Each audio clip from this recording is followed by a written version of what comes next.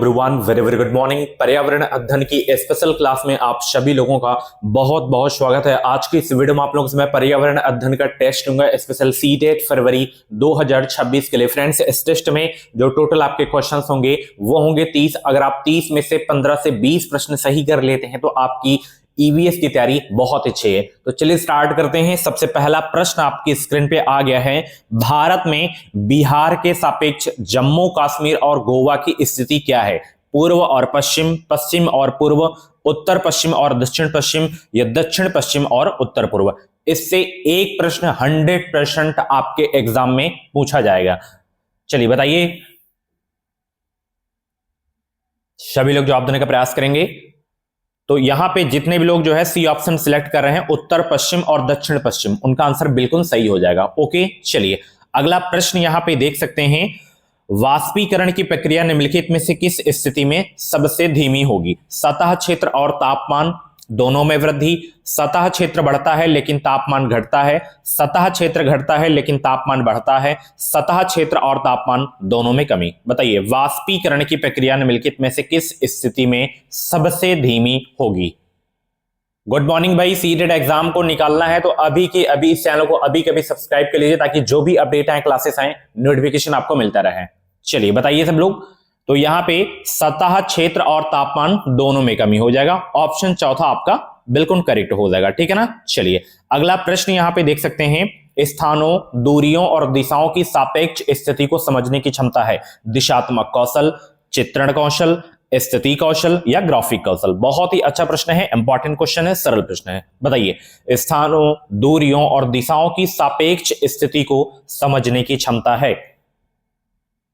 तो यहां पे आपका जो है चित्रण कौशल हो जाएगा। बी ऑप्शन बिल्कुल करेक्ट होगा।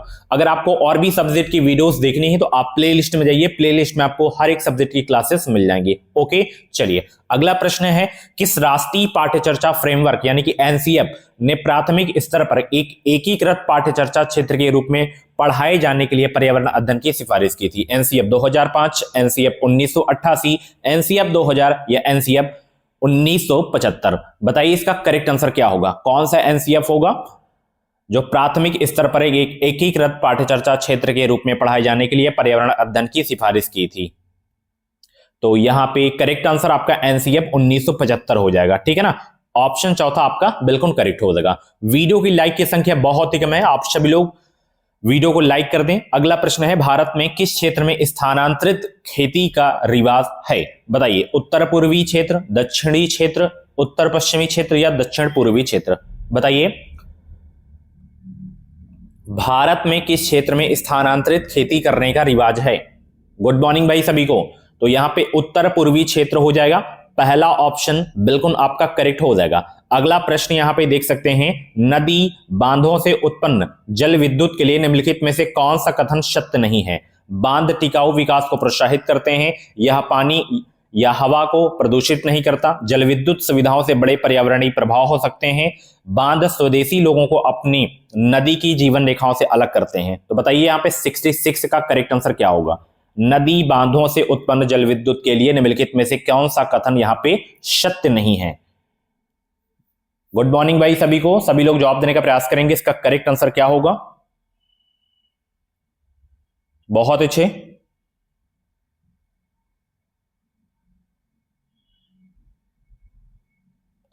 तो यहां पे बांध टिकाऊ विकास को प्रोत्साहित करते हैं, ये आपका जो है पहला ऑप्शन आपका जो है नहीं सही था। ओके, चलिए अगला प्रश्न यहां पे देख सकते हैं। बहुत इंपॉर्टेंट क्वेश्चन है। निम्नलिखित में से कौन सी ग्रीन हाउस गैस है? कार्बन डाइऑक्साइड, मीथेन, जल वाष्प, उपयुक्त सभी। बताइए इसमें निम्नलिखित में से कौन सी ग्रीन हाउस गैस है? इसमें 67 का जवाब देने का प्रयास करेंगे यहां पे।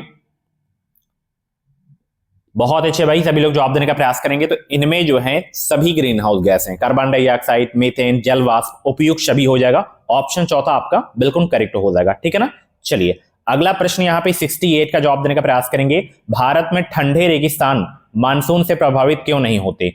ठंडे रेगिस्तान में जो है गर्मियां और बेहद ठंडी होती हैं, या ठंडे रेगिस्तान हिमालय की वृष्टि छाया में होते हैं, या ठंडे रेगिस्तानों में हवा बहुत पतली होती है, या ठंडे रेगिस्तान पर बहुत ऊंचाई पर है? बताइए, भारत में ठंडे रेगिस्तान मानसून से प्रभावित क्यों नहीं होते? सभी लोग जवाब देने का प्रयास करेंगे। यहां पे भारत में ठंडे रेगिस्तान मानसून से प्रभावित क्यों नहीं होते? क्योंकि ठंडे रेगिस्तान हिमालय की वृष्टि छाया में होते हैं। तो ऑप्शन यहां पे आपका बी वाला बिल्कुल करेक्ट हो जाएगा। अगला प्रश्न यहां पे देख सकते हैं, ताजमहल के पीले होने के लिए निम्नलिखित में से कौन सा जिम्मेदार है? Nitrogen dioxide, sulphur dioxide, sulphur या क्लोरीन? बताइए, बहुत ही सरल प्रश्न है। ताजमहल के बदरंग या पीले होने के लिए निम्नलिखित में से कौन सा यहां पे जिम्मेदार होगा? तो सल्फर डाइऑक्साइड होगा। दूसरा ऑप्शन बिल्कुल करेक्ट होगा। अगला प्रश्न यहां पे देख सकते हैं, गोलकोंडा किला किसने बनवाया था? चोल राजवंश, चालुक्य राजवंश, काकतीय राजवंश या पल्लव राजवंश? बताइए, यहां पे गोलकोंडा किला किसने बनवाया था?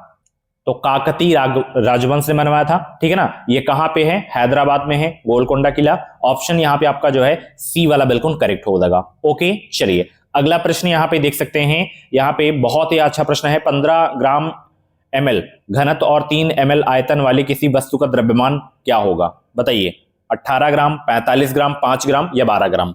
बताइए 71 का करेक्ट आंसर क्या होगा भाई? गुड मॉर्निंग सभी को, गुड मॉर्निंग। अभी के अभी चैनल को आप लोग सब्सक्राइब करिए, साथ ही बेल आइकन को ऑल पे जरूर से जरूर प्रेस कर लेना, ताकि जो भी अपडेट आए, क्लासेस आए, नोटिफिकेशन आपको मिलता रहे। बताइए यहां पे सभी लोग। तो यहां पे आपको द्रव्यमान पता करना है, तो द्रव्यमान बराबर आपका होता है आयतन इंटू घनत्व। तो आयतन इंटू घनत्व का मल्टीप्लाई करेंगे, 15 गुणे 3 45 ग्राम यहां पे निकल के आ जाएगा। ऑप्शन यहां पे आपका जो है दूसरा वाला बिल्कुल करेक्ट हो जाएगा। ठीक है ना। चलिए अगला प्रश्न है, निम्नलिखित में से कौन सी अदिश राशि है? द्रव्यमान, गुरुत्वाकर्षण, संवेग, भार? बताइए सब लोग, निम्नलिखित में से कौन सी अदिश राशि है इसमें? तो इसमें द्रव्यमान जो है अदिश राशि है, तो पहला ऑप्शन बिल्कुल आपका करेक्ट हो जाएगा।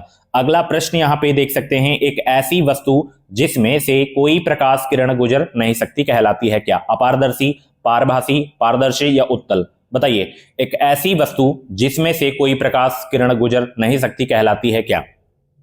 बताइए, जिसमें से ना गुजरे भाई वो अपारदर्शी हो जाए, जिसमें से गुजर जाए प्रकाश किरण वो पारदर्शी कहलाएगा। तो यहां पे पहला ऑप्शन बिल्कुल करेक्ट हो जाएगा। अगला प्रश्न यहां पे देख सकते हैं, पृथ्वी की सतह पर किसी वस्तु का भार क्या होगा जिसका द्रव्यमान चंद्रमा की सतह पर 10 किलोग्राम है? 60 केजी होगा या 10 केजी या 60 N या 10 N? बताइए, पृथ्वी की सतह पर किसी वस्तु का भार क्या होगा जिसका द्रव्यमान चंद्रमा की सतह पर 10 किलोग्राम हो? तो यहां पे 60 केजी हो जाएगा। ठीक है ना। ऑप्शन यहां पे आपका जो है पहला बिल्कुल करेक्ट हो जाएगा। ठीक है ना। चलिए अगला प्रश्न यहां पे देख सकते हैं, एक विलेय का विघटन दर किस पर निर्भर करता है? दाब पर या तापमान पर या सतह क्षेत्र पर या भार पर? बताइए, 75 का एक विलेय का विघटन दर किस पर निर्भर करता है? सभी लोग जवाब देने का प्रयास करेंगे। एक विलेय का विघटन दर किस पर निर्भर करता है? तो ये जो है सतह क्षेत्र पर निर्भर करता है। ऑप्शन तीसरा आपका बिल्कुल करेक्ट हो जाएगा। अगला प्रश्न यहां पे देख सकते हैं, सुषमा चाहती है कि उसके छात्रों को पेड़ों के संरक्षण के लिए संवेदनशील बनाया जाए। निम्नलिखित में से कौन सी ऐसा करने की सबसे उपयुक्त रणनीति है? कक्षा में बहस आयोजित करना, समूह चर्चा, पोस्टर बनाना, बच्चों को एक पौधे को अपनाने और पोषित करने में मदद करना? बताइए 76 का करेक्ट आंसर क्या होगा? सुषमा चाहती है कि उसके छात्रों को पेड़ों के संरक्षण के लिए संवेदनशील बनाया जाए। निम्नलिखित में से कौन सी एक ऐसा करने की सबसे उपयुक्त रणनीति है? तो यहां पे डी ऑप्शन बिल्कुल करेक्ट होगा कि बच्चों को एक पौधे को अपनाने और पोषित करने में मदद करना। तो ऑप्शन यहां पे आपका चौथा बिल्कुल करेक्ट हो जाएगा। ठीक है ना। चलिए नेक्स्ट क्वेश्चन यहां पे 77 का जवाब देने का प्रयास करेंगे। यहां पे अभय ने अपने छात्रों से उन बीमारियों पर समूहों में एक सर्वेक्षण करने के लिए कहा कि जिनसे उनके पड़ोस के लोग पीड़ित थे। पाठ्यपुस्तक में सर्वेक्षण का उल्लेख नहीं किया गया है। इस शिक्षण अधिगम की रणनीति के लिए कौन सा विकल्प यहां पे प्रासंगिक नहीं है, यहां पे बताना है। पहला ऑप्शन है, इसने समुदाय के साथ बातचीत करने का अवसर प्रदान किया। नहीं, आपको पता कर रहे हैं। इससे बच्चों को वास्तविक जीवन के साथ सीखने में मदद मिली। इसने बच्चों को रेट नहीं हो, केवल डेटा हैंडलिंग समझने और एक साथ काम करने में सक्षम बनाया। या इससे समुदाय को उन बीमारियों को समझने में मदद मिली जिनसे वे पीड़ित थे। बताइए भाई, प्रश्न देख सकते हैं और आपको बताना है कि कौन सा यहां पे इसका करेक्ट उत्तर हो जाएगा। गुड मॉर्निंग भाई सभी को, गुड मॉर्निंग। सभी लोग जवाब देने का प्रयास करेंगे यहां पे। तो यहां पे चौथा ऑप्शन बिल्कुल करेक्ट होगा, इससे समुदाय को उन बीमारियों को समझने में मदद मिली जिनसे वे पीड़ित थे। तो ऑप्शन चौथा बिल्कुल करेक्ट हो जाएगा। ओके चलिए 78 का जवाब देने का प्रयास करेंगे यहां पे। आपातकालीन परिस्थितियों के बारे में बात करने के लिए प्रिया ने बच्चों के अनुभव पूछे जब उन्हें कभी आपात स्थिति का सामना करना पड़ा। बच्चों ने आग, बिजली के झटके और सड़क दुर्घटनाओं के साथ अपने अनुभव सुनाए। उन्होंने प्रश्न पूछे, उनकी मौजूदा समझ का आकलन किया और समाचार पत्रों से सड़क सुरक्षा विज्ञापनों जैसे संसाधनों का उपयोग करके सुरक्षा पहलुओं पर चर्चा की और क्रमशः आग और बिजली के झटके पर सुरक्षा दिशा निर्देशों पर चर्चा के लिए एलपीजी और इलेक्ट्रिक बिल का इस्तेमाल किया। प्रिया द्वारा अपनाया गया सबसे उपयुक्त दृष्टिकोण कौन सा होगा? संज्ञानात्मक दृष्टिकोण, अनुभवात्मक अधिगम दृष्टिकोण या अन्वेषण दृष्टिकोण या मानववादी दृष्टिकोण? बताइए भाई करेक्ट आंसर क्या होगा 78 का। गुड मॉर्निंग भाई सभी को। तो यहां पे अन्वेषण दृष्टिकोण होगा, ठीक है ना, अन्वेषण दृष्टिकोण होगा, ऑप्शन तीसरा बिल्कुल करेक्ट होगा। अगला प्रश्न है, समुदाय एक महत्वपूर्ण शिक्षण और अधिगम संसाधन है क्योंकि यह सस्ता और सुलभ है, बुजुर्ग लोग बुद्धिमान हैं और उनके पास समय है, यह वास्तविक परिस्थितियों में सीखने का अवसर प्रदान करता है, कोई भी समुदाय में उपलब्ध समस्त ज्ञान को बिना आलोचना के स्वीकार कर सकता है। बताइए 79 का करेक्ट आंसर क्या होगा? समुदाय एक महत्वपूर्ण शिक्षण और अधिगम संसाधन है क्योंकि जो है यह वास्तविक परिस्थिति में सीखने का अवसर प्रदान करता है। तीसरा ऑप्शन बिल्कुल आपका करेक्ट हो जाएगा भाई। ओके चलिए 80 का जवाब देने का प्रयास करेंगे। ईवीएस शिक्षण अधिगम में कक्षा में प्राप्त अधिगम को विद्यालय के बाहर के जीवन से जोड़ने और इसे समृद्ध करने का तात्पर्य है पाठ्य पुस्तकों से बाहर जाना, या वैश्विक पर्यावरणीय मुद्दों और चिंताओं को पाठ्य पुस्तकों से लिंक करना, या पूर्ण विद्यालय दृष्टिकोण या पाठ्य चर्चा से बाहर जाना? बताइए भाई 80 का करेक्ट आंसर क्या होगा? तो यहां पे पहला ऑप्शन बिल्कुल करेक्ट होगा, पाठ्य पुस्तकों से बाहर जाना, ठीक है ना। चलिए अगला प्रश्न यहां पे देख सकते हैं, कक्षा 3 के छात्रों को रमा ने सिखाया कि पिता, मां और उनके बच्चे एकल परिवार का गठन करते हैं और यदि दादा दादी एवं अन्य रिश्तेदार साथ रहते हैं तो यह एक विस्तारित परिवार है। आप इस बारे में क्या सोचते हैं? परिवार की परिभाषा गलत है, या रमा अपने छात्रों के प्रति असंवेदनशील है, या शिक्षण अधिगम दृष्टिकोण समावेशी नहीं है, या परिवार की अवधारणा को इसी तरह सिखाया जाना चाहिए? बताइए भाई 81 का करेक्ट आंसर क्या होगा? गुड मॉर्निंग भाई, वीडियो को लाइक शेयर करते रहें, और भी क्लासेस आपको प्लेलिस्ट में मिल जाएंगी। बताइए सब लोग 81 का करेक्ट आंसर क्या होगा? तो यहां पे शिक्षण अधिगम दृष्टिकोण समावेशी ये नहीं है आपका, ठीक है ना। तो तीसरा ऑप्शन बिल्कुल करेक्ट होगा। अगला प्रश्न यहां पे देख सकते हैं, निम्नलिखित में से कौन सी ईवीएस कक्षा में गतिविधि है? चित्र पढ़ना, फील्ड भ्रमण, श्यामपट्ट का उपयोग, उपयुक्त छवि? बताइए निम्नलिखित में से कौन सी ईवीएस कक्षा में गतिविधि है इसमें? बताइए सब लोग, चित्र पढ़ना होगा, फील्ड भ्रमण, श्यामपट्ट का उपयोग या उपयुक्त छवि? उपयुक्त छवि हो जाएगा, ठीक है ना। ऑप्शन चौथा बिल्कुल करेक्ट हो जाएगा, ठीक है ना। चलिए अगला प्रश्न यहाँ पे 83, पर्यावरण अध्ययन पाठ्यक्रम बच्चों की समग्र शिक्षा का कारण बन सकता है यदि यह है एकीकृत, समावेशी, विषयगत या उपयुक्त छवि? बताइए सब लोग। तो उपयुक्त छवि यहां पे भी सही हो जाएगा, ठीक है ना। चलिए 84 का जवाब दीजिए। ईवीएस पाठ्य पुस्तक में सपेरों पर एक अध्याय है, इसका उद्देश्य बच्चों को जागरूक करना और संवेदनशील बनाना है कि यह एक अवैध कार्य है सपेरों के लिए, क्योंकि बच्चे इन दिनों अक्सर उन्हें नहीं देखते कि सपेरे सांपों को नुकसान नहीं पहुंचाएं और उन्हें अपनी आजीविका से वंचित करने से पहले विकल्पों को प्रदान करने की आवश्यकता है, या कि पशुपालन आजीविका का अच्छा स्रोत है? बताइए 84 का करेक्ट आंसर क्या होगा यहां पे?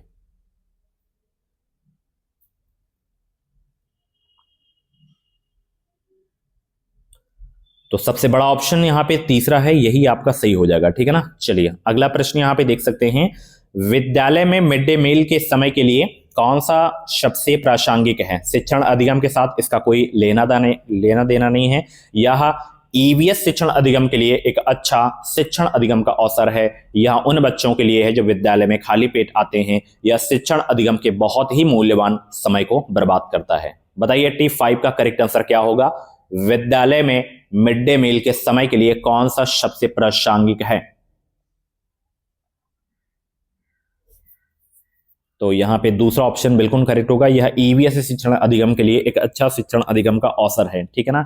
अगला प्रश्न यहां पे देख सकते हैं, पर्यावरण अध्ययन के संदर्भ में बोझ के बिना सीखना क्या बताता है? स्कूल बैग का कम वजन, ईवीएस पाठ्य पुस्तकों में अध्यायों की कम संख्या, आबोध का भार कम करने की जरूरत है, ईवीएस पाठ्यक्रम को आधा कम करने की जरूरत है। बताइए, पर्यावरण अध्ययन के संदर्भ में बोझ के बिना सीखना क्या बताता है? तो ये बताता है आबोध का भार कम करने की जरूरत है। तीसरा ऑप्शन बिल्कुल करेक्ट होगा। अगला प्रश्न यहां पे देख सकते हैं 87, ईवीएस कक्षा में समूह में सीखने का क्या उद्देश्य है? बताइए।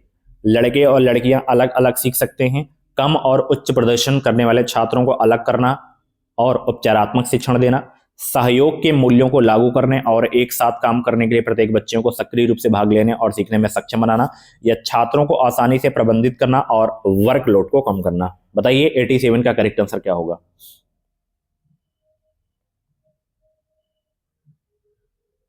तो यहां पे सबसे बड़ा ऑप्शन यही आपका तीसरा है, सही हो जाएगा, ठीक है ना। चलिए अगला प्रश्न यहां पे देख सकते हैं, बाला का पूरा रूप क्या है? बताइए, इसका फुल फॉर्म बताना है। मस्तिष्क सहायता प्राप्त अधिगम असाइनमेंट, अधिगम सहायक के रूप में ब्रेल, अधिगम सहायक के रूप में बिल्डिंग, ब्रेल सहायता प्राप्त अधिगम आकलन। बाला का पूरा रूप क्या है? बताइए। तो अधिगम सहायक के रूप में बिल्डिंग हो जाएगा। ऑप्शन तीसरा बिल्कुल करेक्ट होगा। अगला प्रश्न यहां पे 89 का जवाब देने का प्रयास करेंगे। वैकल्पिक ढांचे का क्या अर्थ है? बताइए। विभिन्न भौतिक घटनाओं का पाठ्य पुस्तक स्पष्टीकरण या विचार जो अवधारणाओं के औपचारिक रूप से स्वीकृत स्पष्टीकरण से अलग हैं, यह वर्तमान में वैज्ञानिकों और सामाजिक वैज्ञानिकों द्वारा आयोजित विचार, या सभी विचार जो दृढ़ता से बच्चों द्वारा अर्जित किए जाते हैं। 89 का जवाब दीजिए सब लोग। गुड मॉर्निंग भाई। वीडियो की लाइक की संख्या अभी भी बहुत ही कम है और 2 प्रश्न बचे हैं, लाइक कर दीजिए सब लोग। वैकल्पिक ढांचे का क्या अर्थ है? विचार जो अवधारणाओं के औपचारिक रूप से स्वीकृत स्पष्टीकरण से अलग हैं। दूसरा ऑप्शन बिल्कुल करेक्ट होगा। 90 का जवाब देने का प्रयास करेंगे। महिलाएं पुरुषों की तुलना में कमजोर हैं, यह मिथक है, वैज्ञानिक तथ्य है, रूढ़िबद्ध धारणा है, या अंधविश्वास है? तो जो भी इसका करेक्ट आंसर हो 90 का, आप कमेंट बॉक्स में इसका सही उत्तर कमेंट करके जरूर बताना। बाकी ऐसे ही डेली क्लासेस सीखने के लिए एजुकेशन मिसाइल यूट्यूब चैनल को अभी के भी सब्सक्राइब करिए, और 30 में से जितने भी प्रश्न आपके सही हुए हों कमेंट बॉक्स में अपना रियल स्कोर जरूर बताना। बाकी दोपहर में 2:30 बजे सीडीपी की क्लास होगी, तो आप जुड़ना मत भूलना, ठीक है। तो thank you so much, bye bye, take care.